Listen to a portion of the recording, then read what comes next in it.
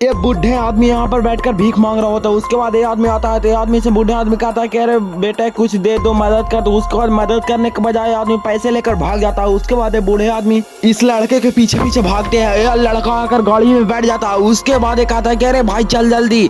तो फिर ये आदमी कहता है कि अरे इतना जल्दी क्यों है, क्यों इतना जल्दी तेरे को पड़ी है। उसके बाद ये आदमी यहाँ पे आ जाता है और पैसे मांगने लगता है। तो ये आदमी कहता है रुक मैं ऐसे पैसे दे देता हूँ। उसके बाद ये नहीं पैसे देता है। उसके बाद जो हुआ उसे देखकर अभी दंग रह जाएगा गाइस।